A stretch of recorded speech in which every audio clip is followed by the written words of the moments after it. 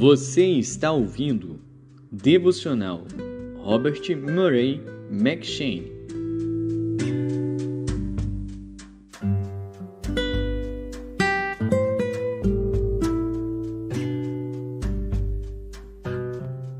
Gênesis.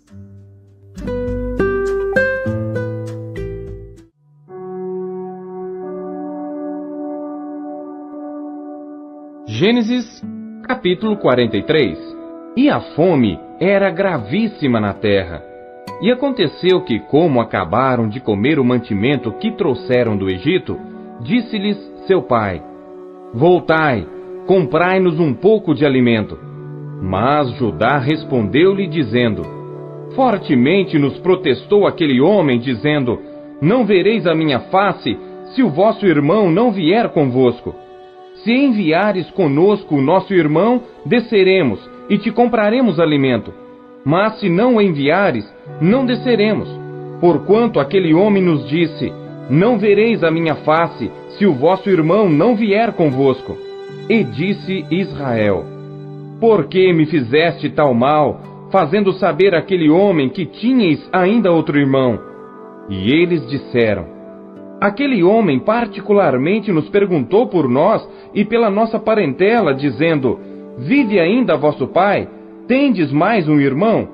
E respondemos-lhe conforme as mesmas palavras.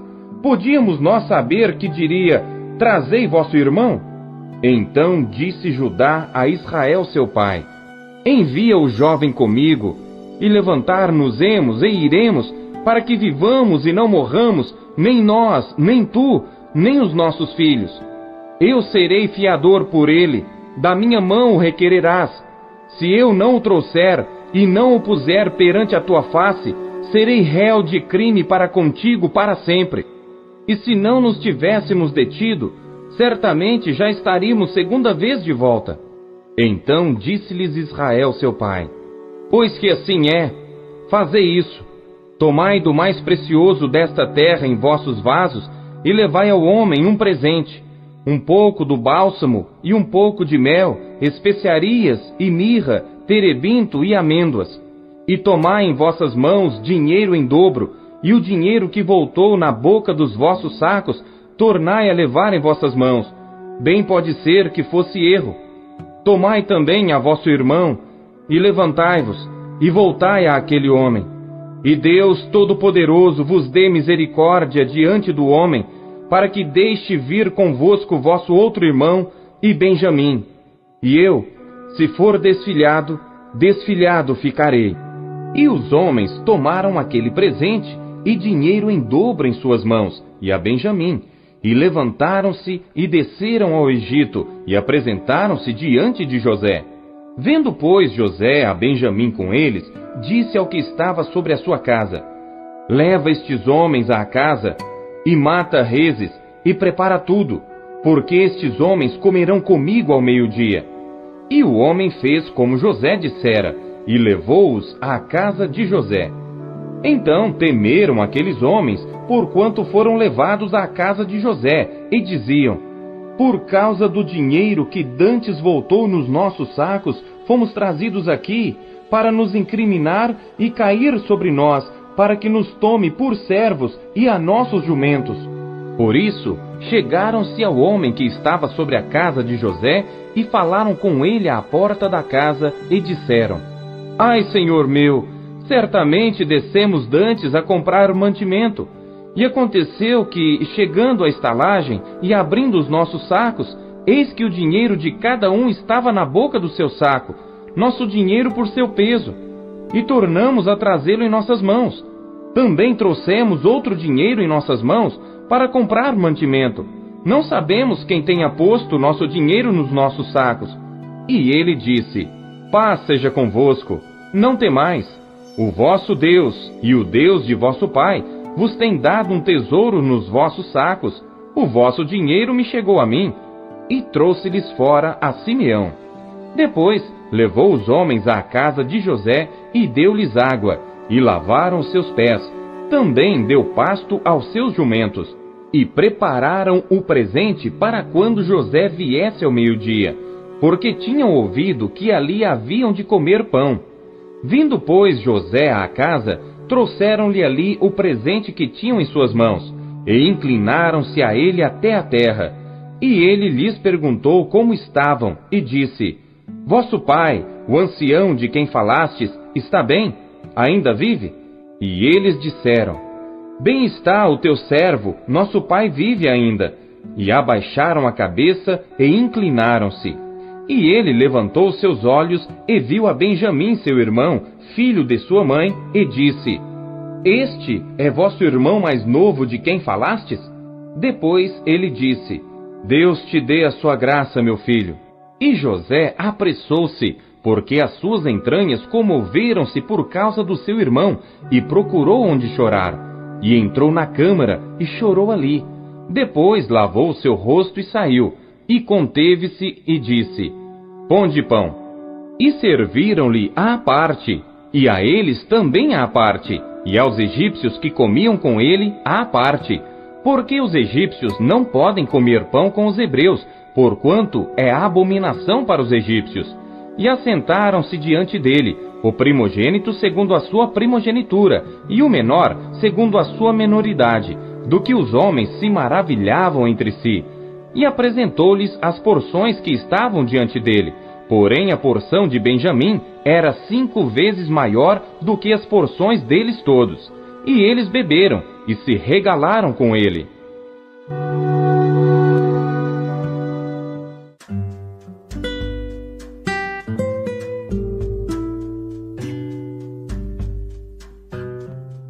Marcos.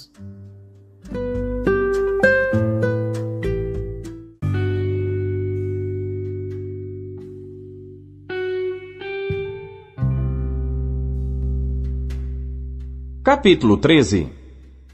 E saindo ele do templo, disse-lhe um dos seus discípulos: Mestre, olha que pedras e que edifícios! E respondendo Jesus, disse-lhe: Vês estes grandes edifícios? Não ficará pedra sobre pedra, que não seja derrubada. E assentando-se ele no Monte das Oliveiras, defronte do templo, Pedro e Tiago e João e André lhe perguntaram em particular: Dize-nos, quando serão essas coisas? E que sinal haverá quando todas elas estiverem para se cumprir? E Jesus, respondendo-lhes, começou a dizer: Olhai que ninguém vos engane. Porque muitos virão em meu nome, dizendo: Eu sou o Cristo, e enganarão a muitos. E quando ouvirdes de guerras e de rumores de guerras, não vos perturbeis, porque assim deve acontecer, mas ainda não será o fim. Porque se levantará nação contra nação e reino contra reino, e haverá terremotos em diversos lugares, e haverá fomes e tribulações. Estas coisas são os princípios das dores. Mas olhai por vós mesmos, porque vos entregarão aos concílios e às sinagogas, e sereis açoitados, e sereis apresentados perante presidentes e reis, por amor de mim, para lhes servir de testemunho. Mas importa que o Evangelho seja primeiramente pregado entre todas as nações. Quando, pois, vos conduzirem e vos entregarem, não estejais solícitos de antemão, pelo que haveis de dizer, nem premediteis, mas o que vos for dado naquela hora, isso falai. Porque não sois vós os que falais, mas o Espírito Santo. E o irmão entregará à morte o irmão, e o pai ao filho. E levantar-se-ão os filhos contra os pais, e os farão morrer. E sereis odiados por todos por amor do meu nome. Mas quem perseverar até o fim, esse será salvo. Ora, quando vós virdes a abominação do assolamento que foi predito por Daniel, o profeta, estar onde não deve estar, quem lê entenda, então os que estiverem na Judéia, fujam para os montes, e o que estiver sobre o telhado, não desça para casa, nem entre a tomar coisa alguma de sua casa. E o que estiver no campo, não volte atrás para tomar as suas vestes. Mas ai das grávidas e das que criarem naqueles dias. Orai, pois, para que a vossa fuga não suceda no inverno. Porque naqueles dias haverá uma aflição tal, qual nunca houve desde o princípio da criação, que Deus criou até agora, nem jamais haverá. E se o Senhor não abreviasse aqueles dias, nenhuma carne se salvaria. Mas por causa dos eleitos que escolheu, abreviou aqueles dias. E então, se alguém vos disser, eis aqui o Cristo, ou ei-lo ali, não acrediteis. Porque se levantarão falsos cristos e falsos profetas, e farão sinais e prodígios, para enganarem, se for possível, até os escolhidos. Mas vós vede, eis que de antemão vos tenho dito tudo. Ora, naqueles dias, depois daquela aflição, o sol se escurecerá, e a lua não dará a sua luz. E as estrelas cairão do céu, e as forças que estão no céu serão abaladas. E então verão vir o Filho do Homem nas nuvens com grande poder e glória. E ele enviará os seus anjos, e ajuntará os seus escolhidos desde os quatro ventos, da extremidade da terra até a extremidade do céu. Aprendei, pois, a parábola da figueira. Quando já o seu ramo se torna tenro e brota folhas, bem sabeis que já está próximo o verão. Assim também vós, quando virdes sucederem estas coisas, sabei que já está perto, às portas. Na verdade vos digo, que não passará esta geração, sem que todas estas coisas aconteçam. Passará o céu e a terra, mas as minhas palavras não passarão. Mas daquele dia e hora, ninguém sabe, nem os anjos que estão no céu, nem o Filho, senão o Pai. Olhai, vigiai e orai, porque não sabeis quando chegará o tempo. É como se um homem, partindo para fora da terra, deixasse a sua casa, e desse autoridade aos seus servos, e a cada um a sua obra, e mandasse ao porteiro que vigiasse. Vigiai, pois, porque não sabeis quando virá o Senhor da casa, se à tarde, se à meia-noite, se ao cantar do galo, se pela manhã, para que vindo de improviso, não vos ache dormindo. E as coisas que vos digo, digo-as a todos, vigiai.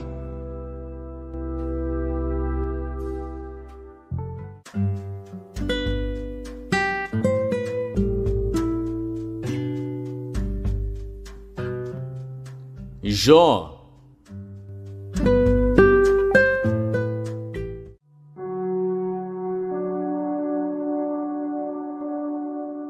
Jó, capítulo 9. Então Jó respondeu, dizendo: Na verdade sei que assim é, porque como se justificaria o homem para com Deus? Se quiser contender com ele, nem a uma de 1000 coisas lhe poderá responder. Ele é sábio de coração e forte em poder. Quem se endureceu contra ele teve paz? Ele é o que remove os montes sem que o saibam, e o que os transtorna no seu furor, o que sacode a terra do seu lugar, e as suas colunas estremecem, o que fala ao sol, e ele não nasce, e cela as estrelas, o que sozinho estende os céus, e anda sobre os altos do mar, o que fez a Ursa, o Órion, e o 7 estrelo, e as recâmaras do sul, o que faz coisas grandes e inescrutáveis, e maravilhas sem número.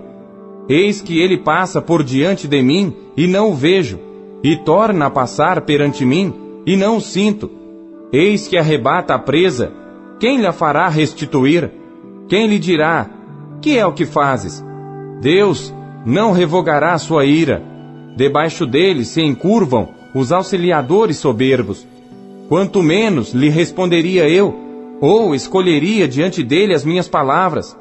Porque ainda que eu fosse justo, não lhe responderia, antes ao meu juiz pediria misericórdia.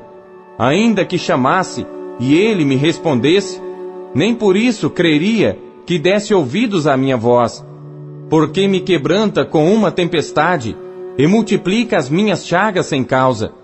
Não me permite respirar, antes me farta de amarguras. Quanto às forças, eis que ele é o forte. E quanto ao juízo, quem me citará com ele? Se eu me justificar, a minha boca me condenará. Se for perfeito, então ela me declarará perverso. Se for perfeito, não estimo a minha alma, desprezo a minha vida. A coisa é esta, Por isso eu digo que ele consome ao perfeito e ao ímpio. Quando o açoite mata de repente, então ele zomba da prova dos inocentes. A terra é entregue nas mãos do ímpio. Ele cobre o rosto dos juízes. Se não é ele, quem é logo? E os meus dias são mais velozes do que um correio. Fugiram e não viram o bem. Passam como navios veleiros, como águia que se lança à comida. Se eu disser, eu me esquecerei da minha queixa, e mudarei o meu aspecto, e tomarei alento, receio todas as minhas dores, porque bem sei que não me terás por inocente. E sendo eu ímpio, por que trabalharei em vão? Ainda que me lave com água de neve, e purifique as minhas mãos com sabão, ainda me submergirás no fosso, e as minhas próprias vestes me abominarão. Porque ele não é homem como eu, a quem eu responda, vindo juntamente a juízo. Não há entre nós árbitro que ponha a mão sobre nós ambos. Tire ele a sua vara de cima de mim, e não me amedronte o seu terror. Então falarei, e não o temerei, porque não sou assim em mim mesmo.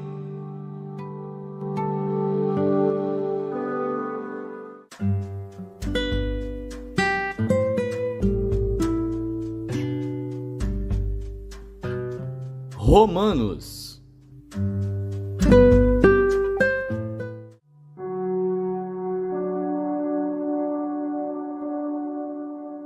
Capítulo 13. Toda alma esteja sujeita às potestades superiores, porque não há potestade que não venha de Deus, e as potestades que há foram ordenadas por Deus. Por isso, quem resiste à potestade, resiste à ordenação de Deus. E os que resistem trarão sobre si mesmos a condenação. Porque os magistrados não são terror para as boas obras, mas para as más. Queres tu, pois, não temer a potestade? Faze o bem e terás louvor dela. Porque ela é ministro de Deus para teu bem. Mas se fizeres o mal, teme, pois não traz debalde a espada. Porque é ministro de Deus e vingador para castigar o que faz o mal. Portanto, é necessário que lhe estejais sujeitos, não somente pelo castigo, mas também pela consciência. Por esta razão também pagais tributos, porque são ministros de Deus, atendendo sempre a isto mesmo. Portanto, dai a cada um o que deveis. A quem tributo, tributo. A quem imposto, imposto. A quem temor, temor. A quem honra, honra. A ninguém devais coisa alguma, a não ser o amor com que vos ameis uns aos outros. Porque quem ama aos outros cumpriu a lei. Com efeito, não adulterarás, não matarás, não furtarás, não darás falso testemunho, não cobiçarás. E se há algum outro mandamento, tudo nesta palavra se resume: amarás ao teu próximo como a ti mesmo. O amor não faz mal ao próximo, de sorte que o cumprimento da lei é o amor. E isto digo conhecendo o tempo, que já é hora de despertarmos do sono, porque a nossa salvação está agora mais perto de nós do que quando aceitamos a fé. A noite é passada e o dia é chegado.